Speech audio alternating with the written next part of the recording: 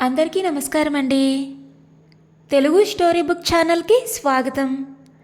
ఈరోజు నేను మీకు వినిపించబోతున్న కథ అత్తగారికి ఒక ముద్ద అన్నం కూడా పెట్టని కోడలు. తల్లి గురించి అసలు పట్టించుకోవడం మానేసిన కొడుకు. చివరికి ఆ తల్లి కొడుకు కోడలికి ఎలా బుద్ధి చెప్పిందో ఇప్పుడు ఈ కథలో విందాం. మరైతే ఈ కథను ఎక్కడా స్కిప్ చేయకుండా చివరి వరకు వినండి. నచ్చితే లైక్ చేయండి. కొత్తగా మన ఛానల్ని చూస్తున్నట్లయితే కనుక సబ్స్క్రైబ్ చేసుకోవడం అస్సలు మర్చిపోవద్దు. మరిక కథలోకి వెళ్ళిపోదామా? సరస్వతమ్మ ఆకలితో అలమటిస్తుంది. కోడలు మీరా అల్పాహారానికి పూరీలు చేసింది. ఇప్పుడు అవి కూడా అయిపోయాయి. మీరా సరస్వతమ్మకి ఉదయం నుండి తినడానికి ఏమీ పెట్టలేదు.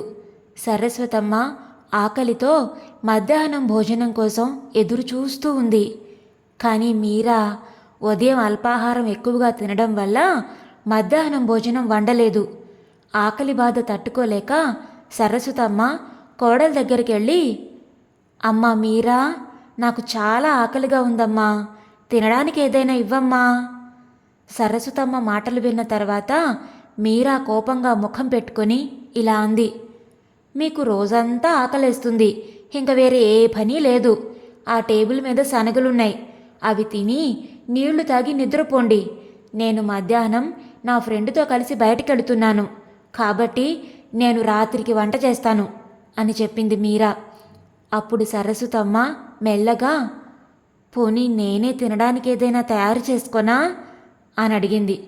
మీరా కోపంగా, ఏంటి, ఒక మనిషి కోసం వంట చేస్తారా అంటూ కిచెన్లోకి వెళ్ళి రాత్రి ఫ్రిడ్జ్లో ఉంచిన అన్నం తీసి ప్లేట్లో వేసి పచ్చడితో పాటు వడ్డించి సరస్వతమ్మ ముందు పెట్టి తినండి అని చెప్పింది. తర్వాత తను రెడీ అయ్యి వెళ్ళిపోయింది.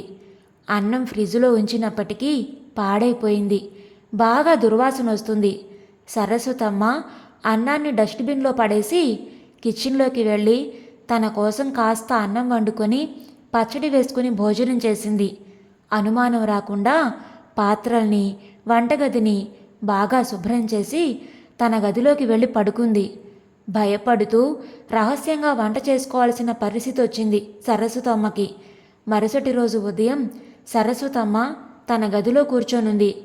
ఆమె కొడుకు రమేష్ అక్కడికొచ్చి, అమ్మా, ఈ మధ్య ఆర్థిక ఇబ్బందులు బాగా ఎక్కువయ్యాయి, ఇంటి ఖర్చులు భరించలేకపోతున్నాను, పైగా నాన్న అంత్యక్రియలకు బోలెడంత ఖర్చయింది.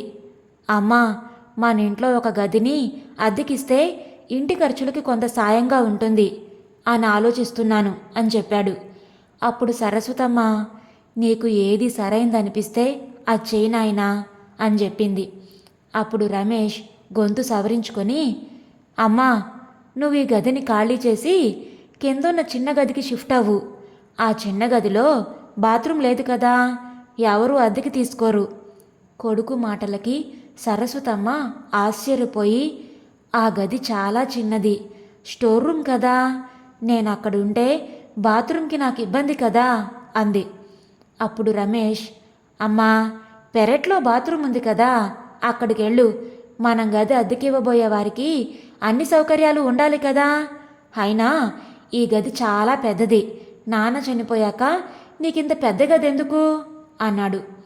సరస్వతమ్మ కొద్దిసేపు ప్రశాంతంగా ఆలోచించిన తర్వాత, డాబా మీద ఉన్న గదిని అద్దెకివ్వచ్చు కదా, ఆ గదిలో అన్ని సౌకర్యాలు ఉన్నాయి అంది.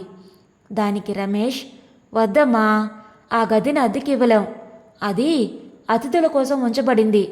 మీరా తల్లిదండ్రులు వస్తూ పోతూ ఉంటారని తెలుసు కదా, వారి కోసం ప్రత్యేకంగా గది ఉంచాలి అనడంతో సరస్వతమ్మ మౌనంగా ఉండిపోయింది. ఆమె తన వద్ద ఉన్న కొన్ని వస్తువుల్ని తీసుకొని చిన్న గదిలోకి వెళ్ళింది. ఆమె ఆ గదిలోనే రోజంతా గడుపుతుంది. గది అద్దెకి తీసుకున్న వ్యక్తి వచ్చాడు. అతని పేరు అశోక్, ఎన్జిఓలో పనిచేస్తున్నాడు. మీరా మరియు రమేష్ సరస్వతమ్మతో ప్రవర్తిస్తున్న తీరును అశోక్ రోజూ చూసేవాడు. అదంతా చూసి అతను చాలా బాధపడేవాడు. మెల్లమెల్లగా సరస్వతమ్మ అశోక్ని తన సొంత కొడుగ్గా భావించడం ప్రారంభించింది. అశోక్ కూడా సరస్వతమ్మ దగ్గరకొచ్చి మాట్లాడుతూ ఆమె యోగక్షేమాలు అడిగి తెలుసుకుంటూ ఉండేవాడు. సరస్వతమ్మతో రమేష్ మీరాలు ఎలాంటి సంబంధం లేనట్లుగా ప్రవర్తించేవారు. మీరా తన ప్లేట్లో మిగిలిపోయిన ఆహారాన్ని ఉంచి అది సరస్వతమ్మకి పెట్టేది. కొడుకైతే అసలు ఆమె వైపు కూడా చూడడం లేదు. సరస్వతమ్మకి తన కొడుకు మునిపట్ల లేడని, మారిపోయాడని అర్థమైంది. అయినప్పటికీ ఆమె ఆ ఇంట్లోనే కుక్కిన పేన్లా జీవించేది. ఎందుకంటే ఈ వృద్ధాప్యంలో ఆమెకు వేరే ఆసరా లేదు. 2 ముద్దల కోసం ఆమె వారిపై ఆధారపడవలసి వచ్చింది. కొన్నిసార్లు సరస్వతమ్మ బోరున ఏడుస్తూ ఉండేది. ఒకరోజు సరస్వతమ్మ తనలో దాచుకున్న బాధనంతా అశోక్కి చెప్పడం ప్రారంభించింది. నా కొడుకు నిర్లక్ష్యం వల్లే నా భర్త చనిపోయాడు. కానీ నేను మాట్లాడలేకపోయాను. నా భర్త పనికి వెళ్ళి డబ్బులు సంపాదించేటప్పుడు మా ఇద్దరికీ ఇంట్లో చాలా గౌరవం ఉండేది. తర్వాత అనారోగ్యం కారణంగా ఆయన పని మానేశారు. క్రమంగా తల్లిదండ్రుల ఖర్చులు కొడుకు కోడలికి భారంగా మారాయి. నా భర్త ఆరోగ్యం కూడా క్షీణించింది. వైద్యుల వద్దకు వెళ్ళగా న్యూమోనియా ఉన్నట్లు తేలింది. డాక్టర్లు కొంచెం ఖరీదైన మందులు రాశారు. రమేష్ డబ్బు ఆదా చేద్దామని సగం మందులు మాత్రమే తెచ్చేవాడు. మొదట్లో భర్త ఆరోగ్యం మెరుగైంది. ఆ తర్వాత రమేష్ మందులు తేవడం మానేశాడు. నా భర్త కూడా ఈ విషయాలను పెద్దగా పట్టించుకోలేదు.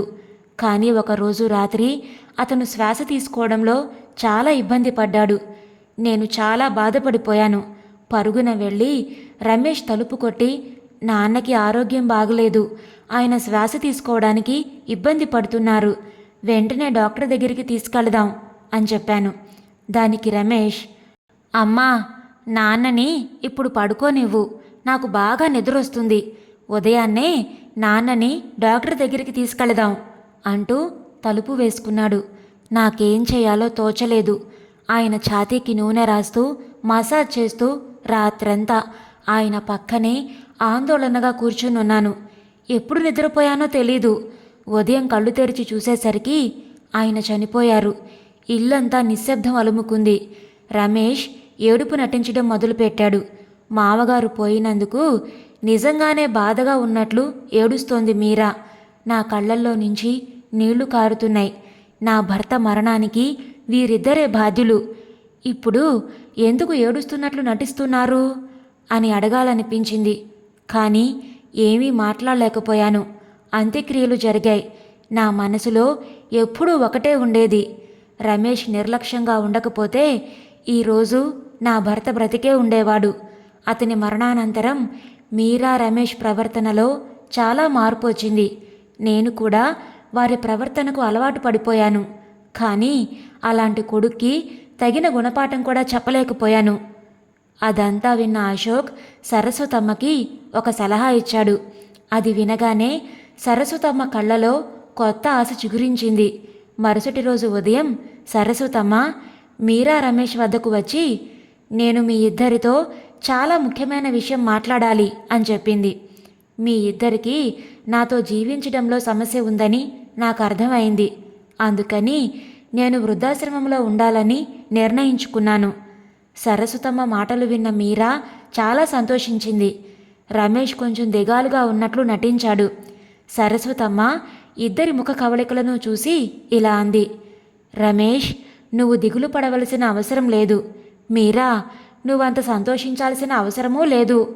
ముందు నా మాట పూర్తిగా వినండి అని సరస్వతమ్మ నవ్వుతూ ఇలా చెప్పింది. నేను వృద్ధాశ్రమంలో ఉంటాను అనేది నిజమే, కానీ నేను ఈ ఇంటి నుండి ఎక్కడికి వెళ్ళను. ఈ ఇంటిని వృద్ధాశ్రమం చేస్తాను. ఇకపై మీలాంటి స్వార్థపరులు ఇక్కడ ఉండడానికి వీల్లేదు. నాలాంటి వృద్ధులు మాత్రమే ఇక్కడుంటారు. ఇదే నా తుది నిర్ణయం అని చెప్పింది సరస్వతమ్మ. అది విన్న రమేష్, మీరా ఇద్దరూ షాక్ అయ్యారు. ఇద్దరూ ఒకరినొకరు చూసుకోవడం ప్రారంభించారు. సరస్వతమ్మ ఇల్లు వదిలి వెళ్ళిపోతుందని, ఆమె బాధ్యతను వారు తీసుకోవలసిన అవసరం లేదని, ఆమెను చూసుకోవలసిన అవసరం ఇకపై ఉండదని, వారు సంతోషంగా జీవించవచ్చని అనుకున్నారు. కానీ ఒక్కసారిగా అంతా తారుమారైంది. సరస్వతమ్మ మాటలు విన్న రమేష్ కోపంగా ఇలా అన్నాడు, అమ్మా, నీకేమైనా మతిపోయిందా? ఈ ఇల్లు నా సొంతం, అలాంటప్పుడు నువ్వు ఈ ఇంటిని వృద్ధాశ్రమంగా ఎలా చేస్తావు? అప్పుడు సరస్వతమ్మ, నువ్వు బహుశా మర్చిపోయినట్లున్నావు. ఇప్పటికీ ఈ ఇల్లు నా పేరు మీద మాత్రమే ఉంది. మీరిద్దరూ నన్ను చాలా ఇబ్బంది పెట్టారు. చిన్న చిన్న విషయాలకి నన్ను అవమానించారు. అనారోగ్య సమయంలో కూడా నన్ను పట్టించుకోలేదు. నాకు కనీసం తిండి కూడా సరిగా పెట్టేవారు కాదు. మీ నాన్న కూడా నన్ను వదిలి వెళ్ళిపోయారు. నేనిప్పుడు ఈ కఠిన నిర్ణయం తీసుకోకుంటే మీ నాన్నగారికి పట్టిన దుస్థితే నాకు కూడా ఎదురవుతుంది. అందుకే నా కొడుకు ప్రేమ వలలో చిక్కుకోవడం కంటే నా గురించి ఆలోచించుకోవడం మంచిదని ఈ నిర్ణయం తీసుకున్నాను అని చెప్పింది సరస్వతమ్మ. అమ్మ మాటలకి రమేష్ మోకాళ్ల మీద కూర్చొని, అమ్మా, నన్ను క్షమించు. మేమిద్దరం నిన్ను బాగా చూసుకుంటాం. ఎన్నటికీ అవమానించం. ఈ ఇంటిని వృద్ధాశ్రమం చెయ్యకమ్మా. మా గురించి కాస్త ఆలోచించు అని బ్రతిమలాడ్డం మొదలుపెట్టాడు. సరస్వతమ్మ పెద్ద గొంతుతో ఇలా మాట్లాడింది. మీ నాన్న గురించి కానీ నా గురించి కానీ నువ్వే రోజైనా ఆలోచించావా? మరి నేను మీ గురించి ఎందుకు ఆలోచించాలి? వీలైనంత త్వరగా ఈ ఇంటిని వదిలి వెళ్ళిపోండి. ఎందుకంటే ఇప్పుడు ఈ ఇంట్లో ఉండడానికి మంచి వ్యక్తులు వస్తున్నారు అంటూ సరస్వతమ్మ తన గదిలోకి వెళ్ళిపోయింది. రమేష్, మీరా ఇద్దరూ సరస్వతమ్మని చూస్తూ ఉండిపోయారు. సరస్వతమ్మ తన ఇంట్లో తనలాంటి వృద్ధులకు ఆశ్రయం ఇచ్చింది. అశోక్ సహకారంతో వృద్ధాశ్రమం బాగా నడవసాగింది. అశోక్ పుణ్యమా అని 10 మందికి ఆశ్రయం కల్పించింది. ఆకలి విలువ కాలే కడుపుకి, ప్రేమ విలువ గాయపడ్డ మనసుకి, కన్నీటి విలువ ముసలితనంలో బిడ్డల ఆసరాలేని తల్లిదండ్రులకి తెలుసు. కడదాకా కళ్ళల్లో పెట్టి చూసుకోవలసిన కన్న కొడుకులు కాదు పొమ్మంటున్నారు. ఈ రోజుల్లో పిల్లలు తల్లిదండ్రులతో తప్పుగా ప్రవర్తిస్తే తల్లిదండ్రులు కూడా కఠిన నిర్ణయాలు తీసుకోక తప్పదు. ప్రతి తల్లిదండ్రికి హృదయపూర్వక నమస్కారాలు. ఇదండి ఈరోజు కథ. ఈ కథ మీకు నచ్చిందా? నచ్చితే లైక్ చేయండి, షేర్ చేయండి. అలాగే మీ విలువైన అభిప్రాయాలను కామెంట్స్లో తప్పకుండా తెలియచేయండి. కొత్తగా మన ఛానల్ ఎవరైనా చూస్తున్నట్లయితే కనుక సబ్స్క్రైబ్ చేసుకోవడం ద్వారా ఇలాంటి మరెన్నో మంచి మంచి కథలను మన ఛానల్ ద్వారా వినవచ్చు. మళ్ళీ రేపు మరొక మంచి కథతో మీ ముందుకు వస్తాను. అంతవరకు ఉంటానండి.